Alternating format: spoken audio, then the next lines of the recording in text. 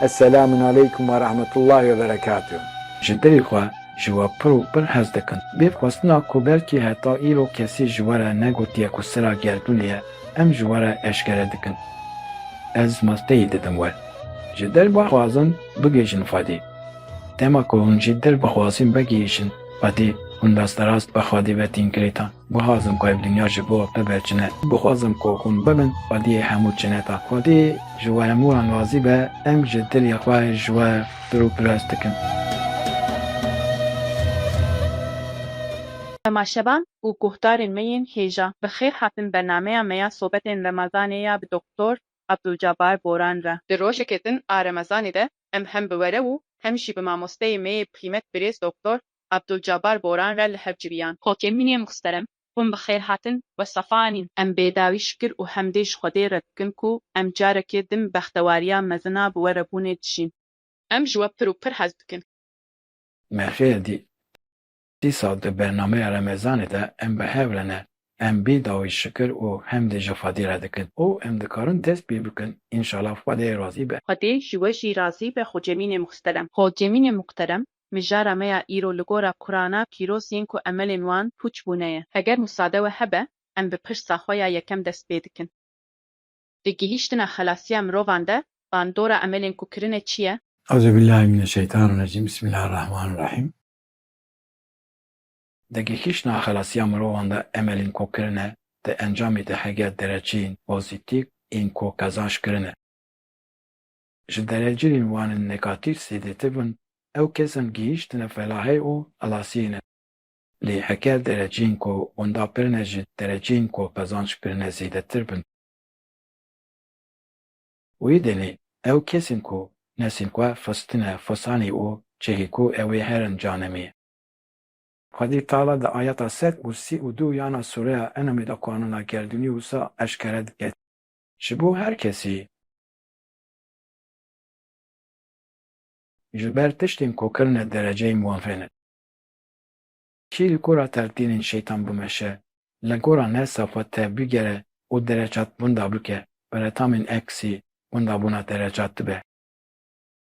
Tî ji feyekî bike û derecata hezanc bike, ew di deftera emelên wî te tenivîsandib. Holdê encamê de di ayetên sed û du û sed û sêyanên Sûreya Rûmîn de, di sed û du yan de, yên ku dereceyên wan ên polîtik ji yên negatif zêdetirin di felasiyê de ne diçin cinetê. Yên ku dereceyên wanên nebatîv ji yên pozîtîv sêdetirin dikevin usanî û cî ku ew ê herin dibe cehennem. Ev kanûnên bengehînin û Xwedê Teala ji bo me mirovan daniye. Lê Rabbî me te Qur'ana pîrozde wisa fermin dike. Tî şirkî bike, emelê wê kûç dibe. Biziner şêst û pencan de. Ku şirkê bikin pûç dibe û ew kesên ku nesên xwe xistane fiziranîne. Aw gava emel pûç dibin, bixwe dereceyên ku wê bin nakirinekîn hestibandin. û ji ber dereceyên ku winda kirine çî ku ew ê herin canemê ye. Lê di ayeta bîst û neha a Sûreya Enfalê de pam berewajî ye. Kî şirkê xelas bibe û bide Xwediyê teqwayê, wê denê Xwedî gunehên wan tinixmîne. Yanî bi kurtasî emel jî tamamin lê hîmana serekî ya diyarker armancên ku Xwedê Teala di Qur'anê de danîne ne. Ji bo hemû mirovan heft armanc hene. Armanca yekîn xwestan gihîştina Xwedê ye. Armanca piyên talîbûna maşte û bi doreyên din tê. Wisa ve emelê kesekî çi dibe bila bibe, wê kêliya ku xwestina gihîştina Xwedê bike, ji ber ku Xwedê Teala gunehên wî dinixomîne. Dergora Rûm sî û yek û Enfal bîst û nehan ew tetez dibe ji elê cinetê. Lê dema ku mirov ji te fastina tîştina Xwedî neke, ji ber ku di nav şirkî re dimîne. û ji ber ku ayetan înkar dike, li gora gef sed û pêncan emelên wî pûç dibin. Ew kesekî wisa ye ku dereceyên wî yên windakirî her tim ji dereceyên wî yên qezançkirî zêdetirin. Ji ber wê yekî ji bo ku mexluqê Xwedê Teala'yê bi narê mirov deftewariyê biçî ji bo gihîştina vê armancê divê teqas emel werin kirin. Eger îbadet nebe, ji bo tu kesî nemumkîn e ku bigihîşe deftewariyê, wisa be ma emelîn ku nû dibin cinetê. Pîgamberî me ferman dike, tu kes bi emelê xwe nikare bikeve cinetê, ev soz eşkere û teqez e. Eger mirovek bi emelê xwe hat nekaribe bikeve cinetê, îbadet ne armancin wastê ne. Şaşiya herî mezin a kesên ku zan dikin Îslamê dijîn ew e ku wasetan wekî armanc dibînin. Xwedê razî be. Xwedê ji we jî razî be xwecemînê muxterem. Li gora Qur'ana pîroz ew kîne ku emelên wan kûç dibin. Yên ku emelên wan kûç dibin, ew kesên ku îdil xwestina gihîştina Xwedî nakinin. Di her ayetan da behsa pûçbûna emelan tî kirin. Ji bo yek zimer 65 û yardan jî kef 105 e.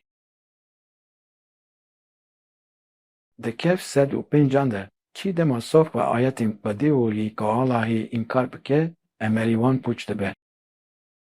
Di zimer 65 de kê xwestina gihîştina Xwedê neke ew di nav şîrkê de ye, emelî kesên di şîrkê têne pûç dibe. Wisa be mekabin cihê hemû mirovên ku emelên wan pûç dibin cehnemê. Xwedê Teala di mûmîn û 102, 103 û kef 105 da vê yekê îfade dike. Pûçbûna enelan ew ye ku dereceyên kazançkirî çi dibin bila bibin. Îzaynek û sahiyê ku et dereje ji aliyê Xwedî benmayîn hespandin.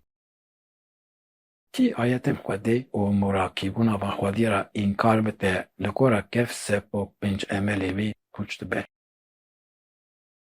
Mirov her çend emel bikin jî, ew enel çi qas derecat balanc bikin jî, Xwedî Teala roza qîyametê wan emelan jî dibe. Nimêja ku kiriye, rojiya ku girtiye, zekata ku daye û zikrê ku kiriye, hemû pûç dibin. Xwedê razî be.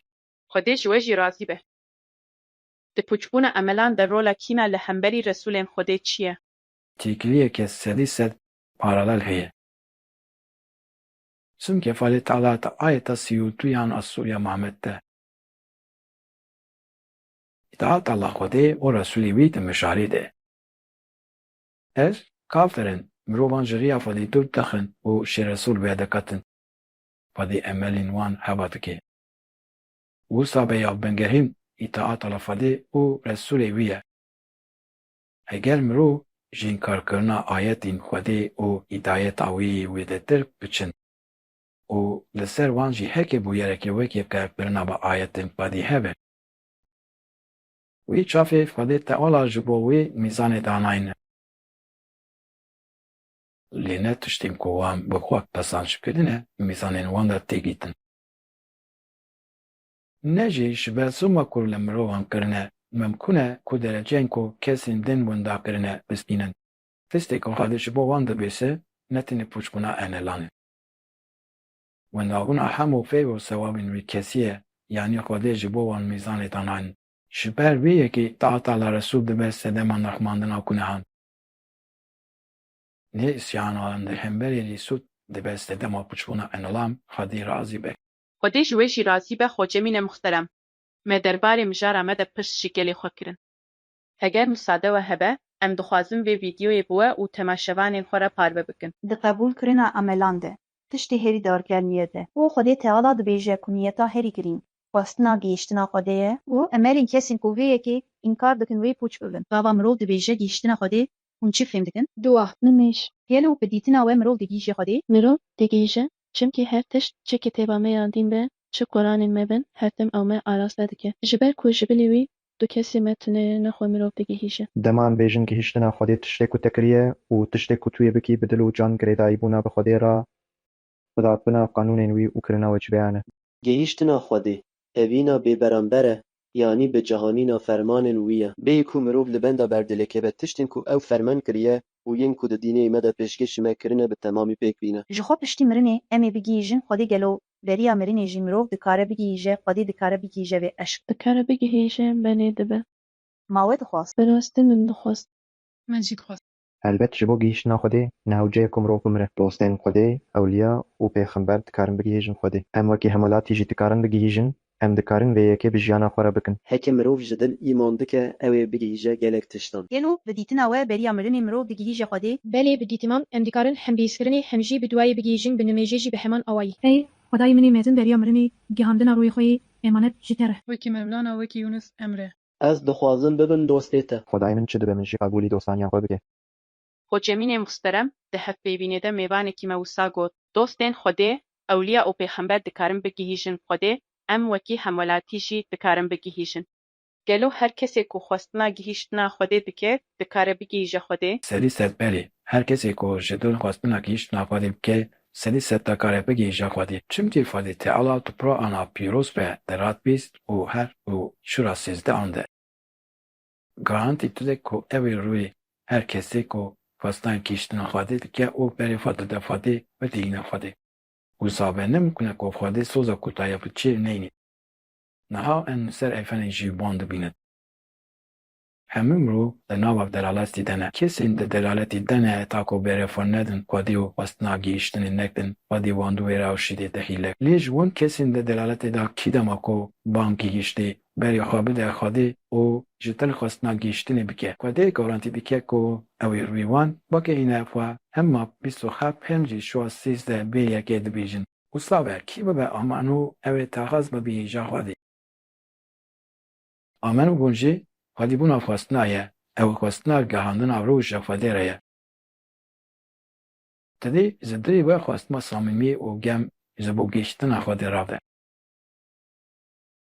Kî xwestina gihîştina Xwedê bike, Xwedê garantî kiriye ku ew ê wî bigîne xwe, Xwedê razî be.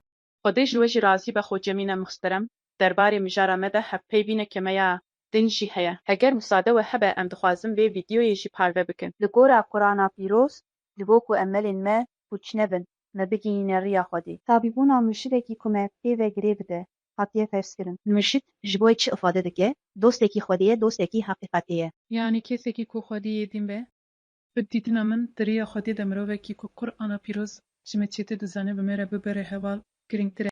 Di vê dewrê de wekî min got, piraniya tiştan li ser dirab dizivire. Her kesê ku hat pêşiya wan bû şêk bû dînparêz, di hin tiştan de hin beş êdî dest pê kirin ku dûr bikevin. Ma hûn bawer dikin ku mürşid hene. Ez bawer dikim, ez bi xwe bawer dikim, çimkî piraniya mirovan ne wekî wan in, yanî ew ji me zanyartir in. Tiştên ku di Qur'ana pîroz de derbas dibin, yên ku Rebî me ji me re şandiyê ji me re dibêjin. Ew ji bo me dibe agahiyekî çêtir û gavan behs dikin, aramî dikeve dilê me. Wisa dema we dixwast bû mürşidekî wê yê manevî hebe, wekî Mevlana Yunus destê we bigire. Ma we nexwastiba mürşidekî wê yê manevî hebe ku we bibe ba Xwedê. Ez pir dixwazim. Belê min dixwast. Belê wê pir xweş bûye yanî bira. Helbet min dixwast bû hebe yanî mirov dixwaze bi dostekî Xwedê re be wekî Yunus Emreyên berê. Mirov helbet dixwaze bi ewliyayên wekî wî re be, lê ji ber ku di roja me de ev kar tên suistimal kirin, mirov êdî dûdil dibin ku kîjan hek e û kîjan batil e. Xwecemînê muhterem mêvanekî me derbarê mişt de wisa dibêje. Ji ber ku ev kar pir hatine suîstimal kirin, êdî mirov nizanin ka kîjan hek û kîjan batil e de kevin nav di diliyan. Em ê çawa fêm bikin ku mürşidek mürşidê hek e? Berê heke em ji vî aliyî ve nesereyî binirin, Xwedî pêala îblîsî ku tişminê erî mezinî mirovan e serbest berdaye. Lê Xwedê ji mirovan pir hez dike û dixwaze ku bextewar bin. Ji ber vê yekî bêguman dê her demî bîst û temamên wî bî.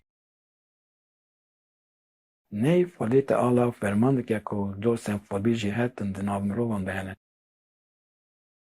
Carekî ji Hezret Adem heta roza Qiyametê de her demê de îmamê dewrî ku digîne rîvayetê. Di nav her qewmî de rastlêkî weliyê ku bi zamanê wî qewmî ayetman eşbere dike. Neşirên weliyên ku wan gihandine û murşidên wekîl li kêreka her kesî hene. Enî çawa wan dibînin. Ew ji xwe diaxivin yanî alîgirên şeytan jî diaxivin. İsa 367 ne. Ew kafirin mirovan ji rêya Xwedî dûr desin. Ew di delaleta dûr de ne. Lê di heman demê de dostên Xwedê hene. Wekî Yunusan, Mevlanayan. û ê gelekên din îmamê dewriyê di her dewrî de ev jî vedixwînin vê ya Xwedê. Axatim a ku ew wan gihîştine divê mirov aqiliya xwe dikavînin. Kuali Teala de Yunus seti da ez ile se kesin akıllı xwe bekarinin ezabê bibarînin. Wisa de bekaranîna aklê me çi ye? Em ê hem gov bidin destên şeytan hem jî gov bidin gotên dostên Xwedê. û em ê her dunyan bi Qur'ana pîroza ku kitîba jiyana me ye bidin derhev. Xwedê Teala dibêje min Qur'anê tafirtiye û ez ê wê biparêzin niha gava em ji vî goşeyê binerin di ayeta nehana swernê der. Teyînkirina riya ku tu gihîne Xwedê ya Xwedê ye. Eger ya Xwedê ber di Maîde 35 de dibêje kî bibe wezna ku we bigîne Xwedê wî ji Xwedê bixwazin. Wisa wê heger ya Xwedê ba û wesileyê Xwedê tayîn bike wê demê elî mirşiya ji kî bipirsin. Em ê ji Xwedê bipirsin em ê biçi bipirsin li gora berpere 45-46 em ê bi nimê ji haçetê bipirsin. Tiştê ku dibî were kirin wergirta agahiyê ji Xwedê ye bi rêya nimê ji haçetê. Mirşid ne ew kêsek ku mirov bi kêka xwe biçe û bibe tabîbî. Hilbîzatuna mirşid şîrûn mirov nehatiye hestin. Dirê mirşid mirovekî wisa be ku Xwedî mekamê îrşadî be û bi nîşanî ku me ji Xwedê girtine re li hev ware û ji bo mirovekî wisa tiştê ku dibe were kirin girtina xweso kirina nimê ji haçetê û pirsîna mirşid ji Xwedê ye. Ekê wî kesî bi rastî û bi samiyet ev daxwaz kiribe nemimkün e ku Xwedê Teala mirşidekî nîşanî wî nede. Yê ku tabtuk nîşanî Yunus da Şems nîşanî Mevlana da Resul Efendî nîşanî sehabeyan da ez dikarim bi hezaran mînakîn din bişim. Wê heman tiştî nîşanî me jî bide bezbila em ji dil xwestina gihîştina Xwedî bikin tina xwişî de wê nimê jê bikin û mirşidê xwe ji re bêfa dipirsin padê razî be. Xwedê ji we jî razî be xwecemînê muxterem. Pirseke me ya bi dîn heye ku temaşevaneke me ji me re şandiye. Heger misade we hebe em hemû bi hev re temaşe bikin paşê em bersiva wê ji we re ca dikin. Assalamu alaikum ve rahmetullah ve berekatuh. Xwecemînê muhterem ez jî dilê xwe ji we pir û pir hez dikim. Xwecemînê muhterem gelo emelên kesê ku nakeve riya Xwedê lê ayetên wî jî inkar nake pûç dibin. Xwecemînê muhterem temaşevanê me dibêje ku emelên kesê ku nakeve riya Xwedê lê ayetên Xwedê jî inkar nake wenda dibin. Hûn derbarê vê mijarê de çi fehmen dikin? Belê çimkî ji xwe di nav pirsê de ye esê ku nakeve riya Xwedê lê ayetên Xwedê inkar nake. Na kesê ku nakeve riya Xwedê û ber ayetên Xwedê inkar kiriye. Çima em wisa dibêjin? Çimkî tu kes tineye ku te bînegî je derdestê wî. Mezemîn 19 ayetên ku mirşid û Resul dibêjin şîretin. Çî bifaze rêyeke ku diçe bara bêxwe didire. Wisa be gavata we pênc me û endê gulta dikin wezîfeya me çi ye? Cestina rêyeke ku diçe wafadî ketina rêya Xwedê û sona gihîştinê ye. Heger mirov xwestinê neke wê demê xwe ber ayetan tineximîne, ayetan inkar dike û ayetan nizane.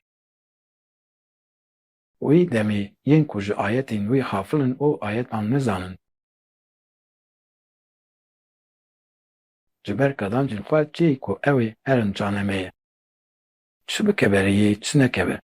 Di encamê de heger mirov negihîşe beftewariya axirtî ya ku Xwedê ji bo me dixwaze di her reşê de dibe ji kesên wendakirî û yên ketine xwizranê. Dirovek neketiye riya Xwedê Teala îbadet gîn nekiriye wê ayetên Xwedê inkar nate. Tu dêje bi rastî ez dixwazim lê nikarim bikim. Ez gihîştina Xwedê dixwazim lê nadihîşim.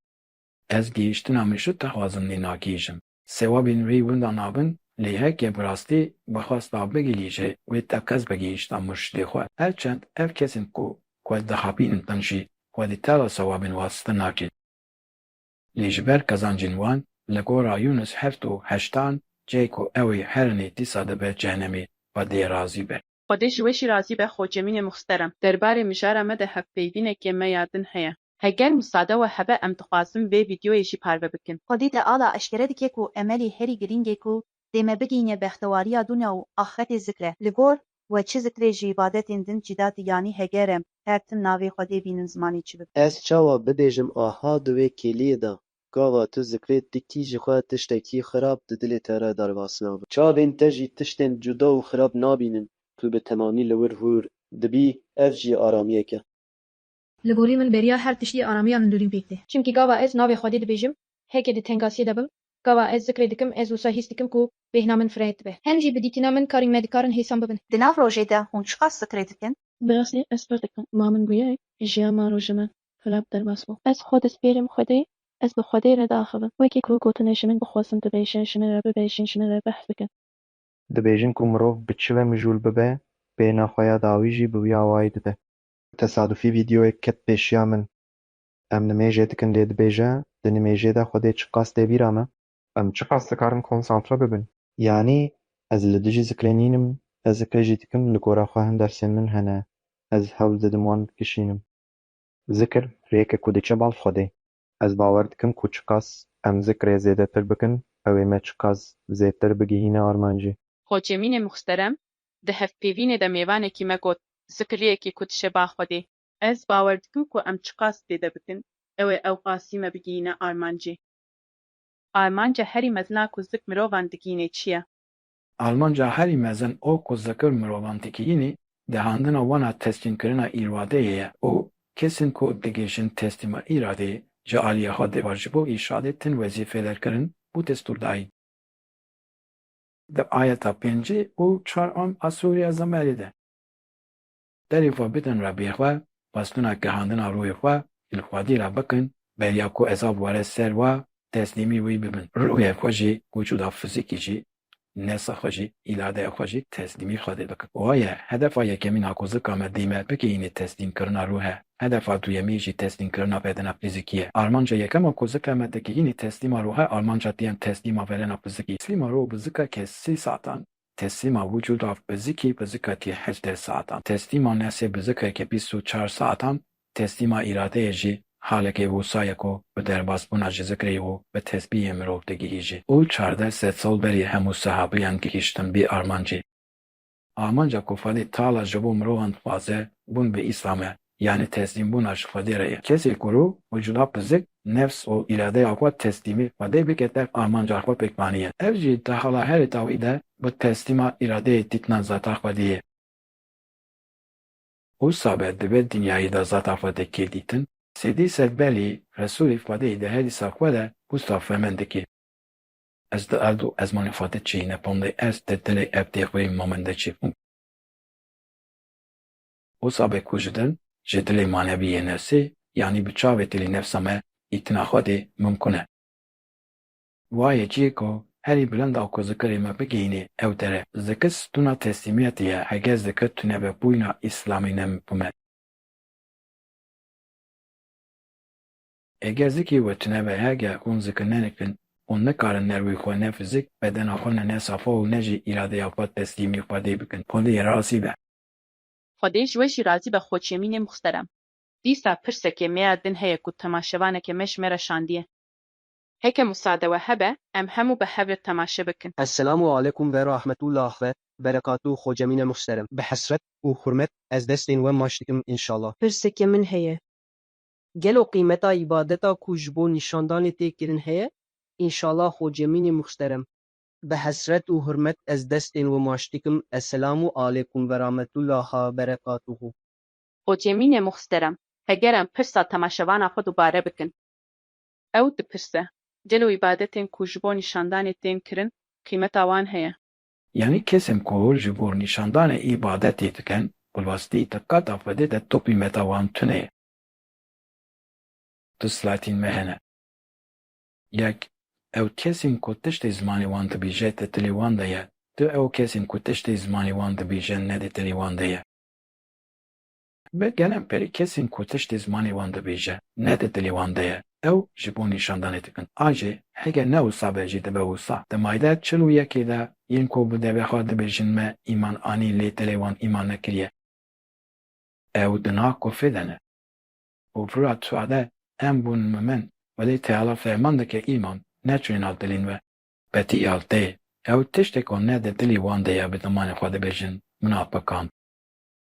Lê minên hevdekî kîne yê ku tiştê zimanê wan dibêje di dilê wan de ye. Wisa be yên ku tiştê zimanê wan dibêje di dilê wan de ye, ewin yên ku dibihîzin, ew xwediyên texweyî ne. Ewin ku li qata Xwedê ilm ji wan re hatî dayîn. Ew kesên ku dilê wan bed bi xatê ve zibiriye. Xwedê diala ji bo kesên ku wetî duayan dikin xuya dikin dixwazin ji her kesî re bibêjin binêrin ez duayan dikim û bê rûmetê ezan bikin dibêje yên ku her derbaskirin e. Dema ku ji bo nîşandana mirovan şikir dikin jî şika wan ji aliyê Xwedê Teala ve nayê kabûl kirin. Heger nexwaze û ji bo nîşandana mirovan bibêjin ez şikî îştim Xwedê û gotinê wisa bikin ev pet û pet ma dîşina mal be. Xwedê teala hekim di dilê mirov dinêre. Eger di dilê mirov de xwestina gihîştina Xwedê tune be.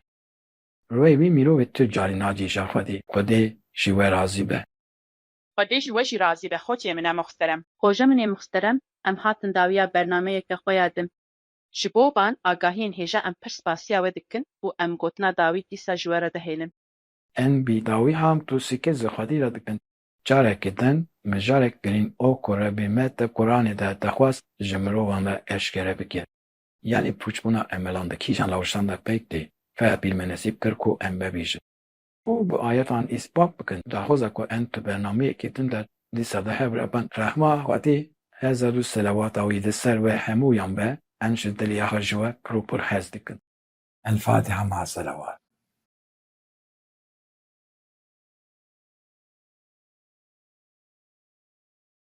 Esselamu Aleyküm ve Rahmetullahi ve Berekatuhu. Tema şevan û guhdarên me yên hêja. Bi daxwaza ku em sibet dîsa di bernameya sobetên Remezanê bi Doktor Abdulcabar Boran de bên cem hev. Xwedê ji we hemûyan razî be. Esselamu Aleyküm ve Rahmetullahi ve Berekatuhu. Ji dilê xwe ji we pir û pir hez dikin. Bê xwestina ku belkî heta îro kesî ji we re negotiye ku sira gerdûnê ye em ji we re eşkere dikin. Ez masteyê didim we. Ji dil bixwazin bigêjin Xwedê. Dema ku hûn jî dil bixwazin bigêjin Xwedê hûn desterast bi Xwedê ve tînkirêtan. Bixwazim ku ev dinya ji bo we biberçine. Bixwazim ku hûn bibin Xwedîyê hemû çineta. Xwedê ji we hemûyan razî be em ji dilê xwe ji we pir û pir hez dikin.